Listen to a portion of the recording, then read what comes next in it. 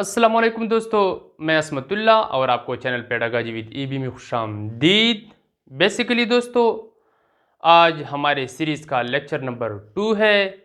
Lecture number first में हमने discuss किया था about background of education, origin और etymology of education, Muslim thinkers views about education, characteristics of education. तो दोस्तों, लेक्चर नंबर 2 स्टार्ट करने से पहले आप लोगों से एक काइंड रिक्वेस्ट की जाती है कि आप लोग मेरे लेक्चर के हर वर्ड को आपने नोट करना है, क्योंकि मेरे मेरे लेक्चर का हर एक वर्ड आप लोगों का पेडागॉजी का एक एमसीक्यू है। और इंशाल्लाह ये नोट करने के बाद आपको किसी गाइड या बुक को इस्तेमाल करने की ज़रूरत नहीं पड़ेगी। तो दोस्तों, चलते हैं लेक्चर नंबर 2 की तरफ। लेक्चर नंबर 2 में हमने डिस्कस करना है western thinkers views about education, यानी जो मगरबी माहिरीन तालीम थे या नॉन मुस्लिम एजुकेशनल थिंकर्स थे, उनके एजुकेशन के बारे में जो नज़रियात थे उनको बयान करते हैं। तो इनमें सबसे पहला हमारा है सोक्रेटिस साहब। सोक्रेटिस साहब का जो टाइम पीरियड है वो हमारे पास है 469 BC टू 399 BC। सुक्रेटिस साहब को सुकरात भी बोला जाता है और ये हमारे पास एक एंशियंट ग्रीक फिलासफर है।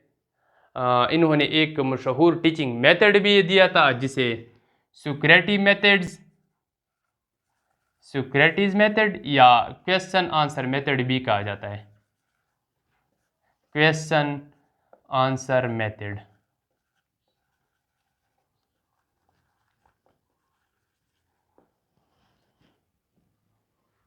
सुक्रेटिस साहब की जो नज़रियात है वो हमारे पास रिटन फॉर्म में मौजूद नहीं है, लेकिन इनके नज़रियात हम तक उसके शागिर्द प्लेटो ने पहुंचाए हैं।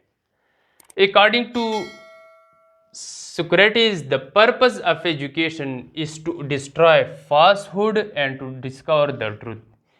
यानी सुकरात के यहाँ तालीम सच्चाई की तलाश में मदद देने का नाम है। और जब भी आप किसी डिफिनीशन के अंदर ट्रुथ,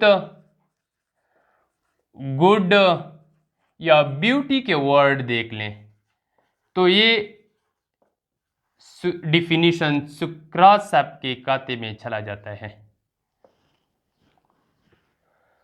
आते हैं प्लेटो साहब की तरफ। ये भी हमारे पास एथेंस ग्रीक में पैदा हुए और इसका जो टाइम पीरियड है वो हमारे पास है 427 BC टू 347 BC। ये सुकरात साहब के शागिर्द थे और इसको अफलातून भी बोला जाता है। बेसिकली इसका जो अपना नाम है वो अरिस्टोक्लीस था, लेकिन उसके कुश्ती की उस्ताद ने उसका नाम प्लेटो रखा था। प्लेटो प्लाटून से निकला है जिसका मतलब है चौड़ा या बड़ा, यानी उसका जो सीना था वो बहुत चौड़ा या बड़े किस्म का था। जो प्लेटो साहब है उसने एक मशहूर बुक भी लिखी थी जिसका नाम हमारे पास है रिपब्लिक, जो एमसीक्यूज पॉइंट ऑफ व्यू से मोस्ट इम्पॉर्टेंट है। और उसने एक दिया था, एक दरसगाह की बुनियाद रखी थी जिसे एकेडमिया के नाम से जाना जाता है। प्लेटो के मुताबिक everything necessary for the full development and progress of the body and soul is included in the purpose of education. यानी हर वो शय जो इंसान की रूह और जिस्म को डेवलप करे वो बेसिकली क्या है, एजुकेशन है। आते हैं third non Muslim educational thinkers की तरफ, जो हमारे पास एरिस्टोटल साहब हैं। अकॉर्डिंग टू जो एरिस्टोटल का जो टाइम पीरियड है वो हमारे पास है 384 BC टू 322 BC। ये जो एक फेमस टीचिंग मेथड या जो साइंटिफिक मेथड के मौजूद भी हैं, इन्होंने साइंटिफिक मेथड का कंसेप्ट दिया था।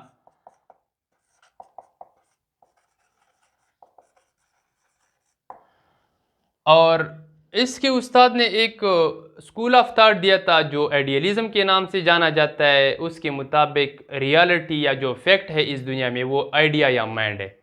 लेकिन अरिस्टोटल साहब उसके अगेंस्ट चला गया। उन्होंने कहा कि आइडिया और माइंड एक ऐसी चीज़ है जिसको ना हम देख सकते हैं और ना छू सकते हैं। हर वो चीज़ रियलिटी है जिसकी एग्जिस्टेंस हो, यानी जिसको हम टच कर सके या देख सके। ये एक स्कूल ऑफ थॉट दिया था अगेंस्ट प्लेटो के स्कूल ऑफ थॉट आइडियलिज्म के, जिसका नाम है रियलिज्म, और इसकी जो एक्सपोनेंट है वो एरिस्टोटल साहब है।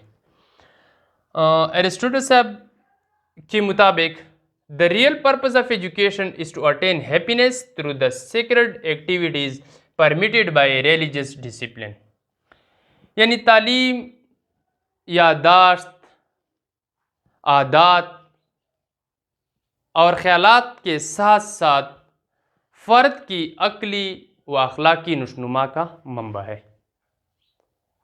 ये एजुकेशन का पर्पज़ है अकॉर्डिंग टू अरिस्टोटल साहब। अब आते हैं जीन जैकस रूसो की तरफ, जिसका टाइम पीरियड हमारे पास है 1712 टू 1778,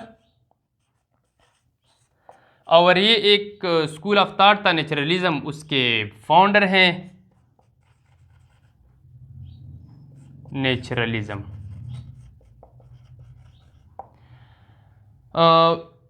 रूसो साहब ने बच्चों की तालीम और तरबियत पर एक बुक भी लिखी थी, एमल या ईमाइल के नाम से, जिसमें बच्चों की तालीम और तरबियत को डिस्कस किया था। और इसके मुताबिक purpose of education is to develop good habits, यानी रूसो के मुताबिक तालीम फितरी माहौल में फ़र्द की इनफरादियत की नुशनुमा का मंबा है। आते हैं fifth non Muslim educational thinkers Friedrich Froebel की तरफ, जिसका टाइम पीरियड हमारे पास है 1782 टू 1852। एक प्रोमिनेंट एजुकेटर थे। इन्होंने एक फेमस मेथड किंडरगार्टन मेथड को डिवाइस किया था और इसको अर्ली चाइल्डहुड एजुकेशन के पायनियर भी माना जाता है। अर्ली चाइल्डहुड एजुकेशन में उसने बहुत काम किया था और इसने एक स्कूल दिया था, एक दरसगाह की बुनियाद रखी थी, किंडरगार्टन। और किंडरगार्टन का मतलब है चिल्ड्रंस गार्डन, यानी बच्चों का बाग।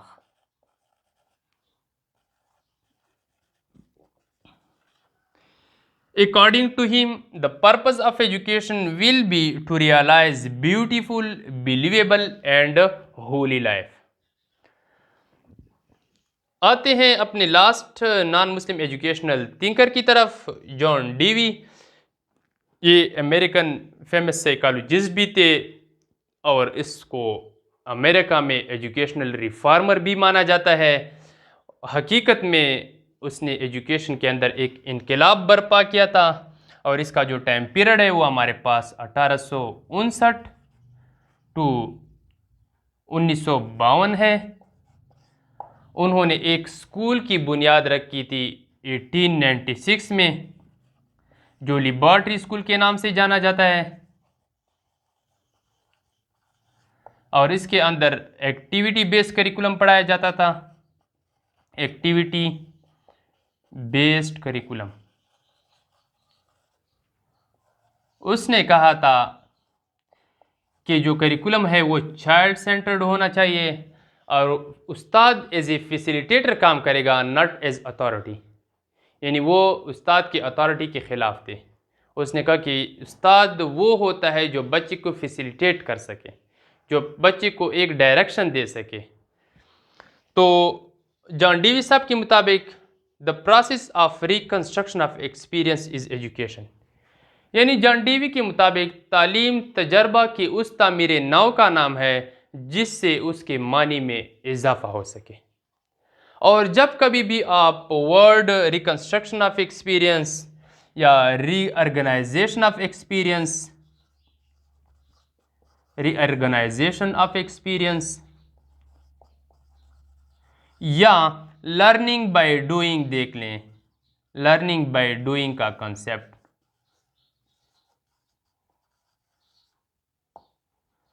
तो ये जॉन डेवी आपके खाते में चला जाता है।